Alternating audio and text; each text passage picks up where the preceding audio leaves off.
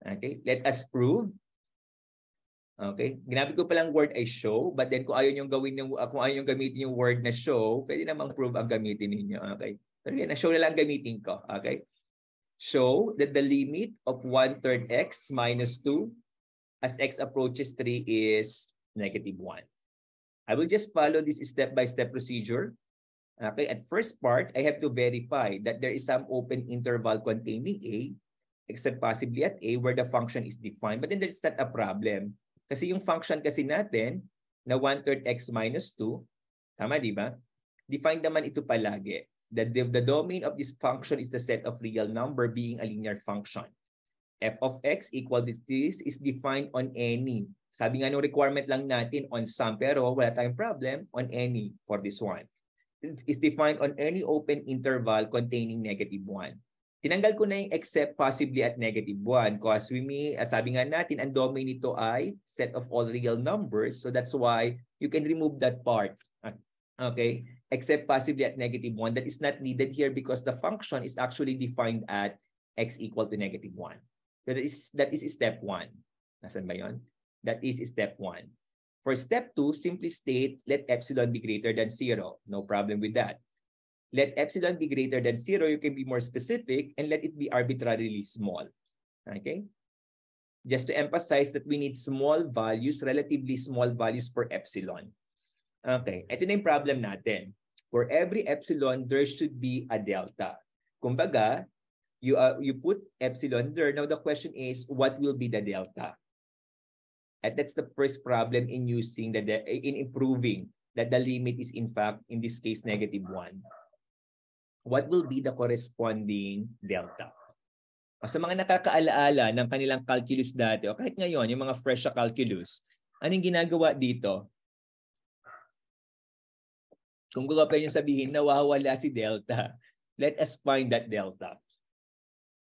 For every epsilon, what should be the delta? Huwag kakalimutan ha, distances lamang po ito. In fact, for some, mahirap kasi sa graphical techniques at computation technique. But then there's a technique on how to get delta. May nakakaalala ba rito sa mga gumawa nag-epsilon delta definition? So again, ang problem natin ngayon, what is delta? Mukhang wala nakakaalaala. Okay. So ano si delta? Okay. In some textbooks, they call this as a preliminary analysis. It's not part of the proof. It is a computation prior to the proof that will tell us or help us in solving for this delta. In my case, I'm simply calling this as a scratch work. Okay? Again, this is not part of the proof. This is a scratch work that will help us in getting this delta. So ito kasi ang problem natin. Ano tong delta na to? Okay? So how do you get that delta? So again, lumabas po muna ako rin sa proof ha. This is a scratch paper. Okay, nag-stop muna ako rin sa proof. Now let us proceed with some scratch works. The problem is solve for this delta. So how do you solve for that delta? Here's the technique. Ito kasi gusto nating mangyari. Absolute value of x minus 3 greater than 0 less than delta. If this is satisfied, then the function value, okay, absolute value of f of x minus -1 should be less than epsilon. F of x is the function, -1 is the limit. So that's why it's absolute value of f of x minus L less than epsilon. So basically, I substituted here f of x, 1/3 x minus 2, and then here is the limit -1. Okay? So again, this is scratch work. In the actual proof, ito yung if part, and then you need to arrive at this then part. Di ba ganun naman pag may if then, right? From the if, you need to get the then part. However, for this one, we are going to do some scratch work, and we're going to start with the end in mind, this part. Actually, you can simplify this. Or help me simplify this one. Di ba? Pag simplify nyo ito, ano mangyayari lamang? I hope the pen will work now. Kaya ayaw niya kasing gumana. Let me just change the color. So anyone? Help me simplify this absolute value. Ano makukuha natin? Mahirap bang i-type yung may 1/3? So, sabihin niyo lang kung mali sa computation kaya. Thank you. So, if you're going to simplify this, the expression inside, sana gumana siya ngayon. Kaya ayaw gumana ng pen ko di ko alam bakit. You're going to get 1/3. Ayaw nga niya.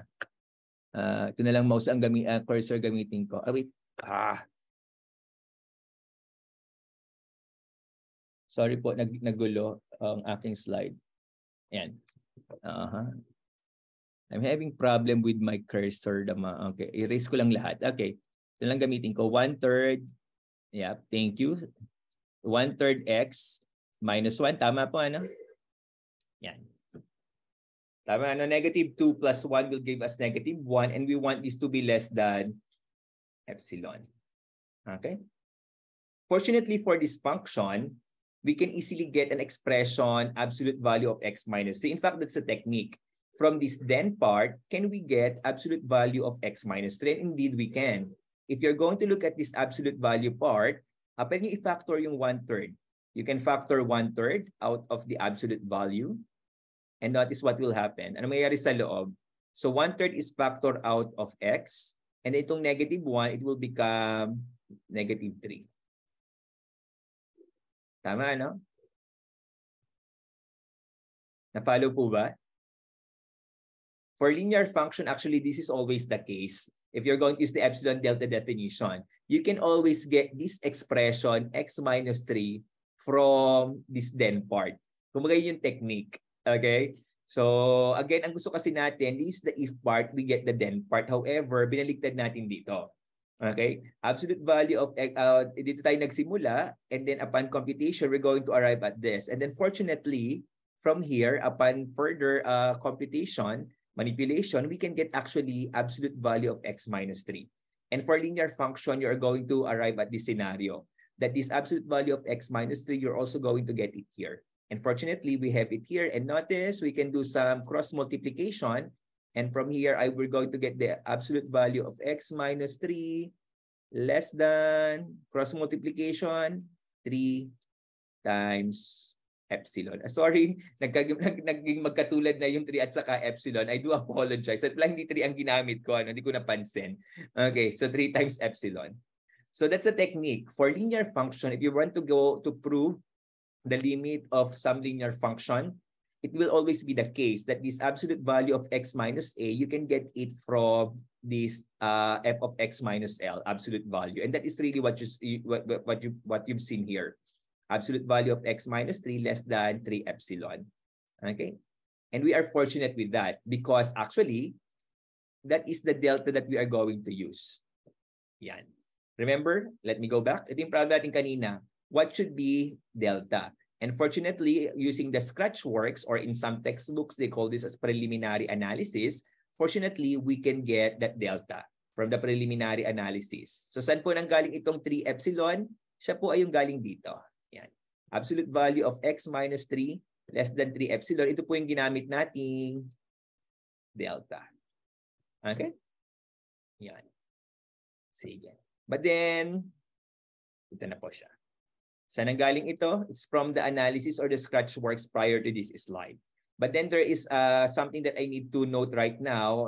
I don't want to go very detailed for this one because we're already proceeding with the break. But it should be noted that this choice of delta is not unique. Okay, this is not unique. You can choose other deltas. You will see. I will show it to you in a short while. But then this choice of delta is not unique. But then mathematically, ito nga ino-observe. You can choose delta to be any value less than or equal to 3 epsilon. Not necessarily exactly 3 epsilon, but then for simplicity, and for some of you, this is the first time doing this, it's okay that you simply set delta to be 3 epsilon. But in a general case, this delta can be chosen to be less than or equal to 3 epsilon. Okay? So hindi ko na muna bibigyan ng detailed explanation itong part na ito, but then let me tell you, the choice of delta is not unique. If you can find one delta, you can choose any other delta values less than that initial delta.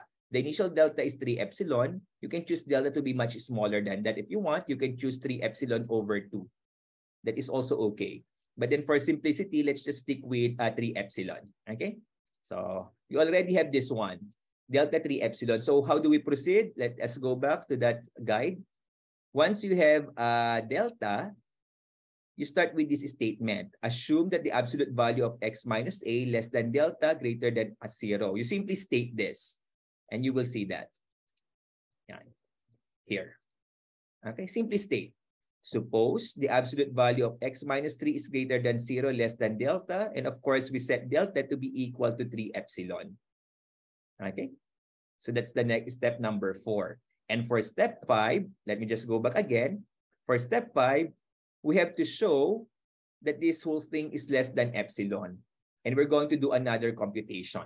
Okay, so I'm going to do this quickly now because the computations are not that difficult.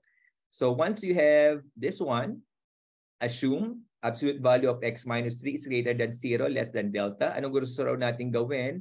We want to show that the absolute value of f of x minus L is less than epsilon. Notice what I did here. I simply get absolute value f of x minus L. And for the next part, this is basically substitution. And the next part is again, yan, simplification. Okay? And kung mapapansin ninyo, I simply perform what we did a while ago in the scratch works. And that will give us this one. Tama, no? Yan. So ano ngayon ang nangyari? We arrive at this absolute value of f of x minus L is simply 1/3 times absolute value of x minus 3. However, ano sabi natin dito? So, absolute value of x minus 3 is less than delta, which is equal to 3 epsilon. So meaning, ito palang absolute value of x minus 3 is less than 3 epsilon. At yun yung nangyari. 1/3 is still there. Absolute value of x minus 3, it's less than 3 epsilon. So notice bigla siya naging less than. Ito po, i-mark ko lang. But siya naging less than because we use this one. We use absolute value of x minus 3 less than 3 epsilon. And upon simplification, syempre, 1/3 times 3 epsilon, it will give you the needed value, which is epsilon. Ay, sorry. Yan. Epsilon. Okay? This is step 5. We have to show that the absolute value of f of x minus L is less than epsilon. How to do that? Start with absolute value of f of x minus L, substitute the function, do some manipulation, and then by the end, this absolute value of x minus 3 will be less than, in this case, 3 epsilon, and you're going to get epsilon after simplifying this part. Yan. Naging 3 epsilon na lang siya. Okay? Let me just summarize this and then we'll proceed with the first break. Okay. So what we have shown is that for every epsilon, there exists a delta. And that delta is 3 epsilon, which is also greater than 0. To continue. But ayaw.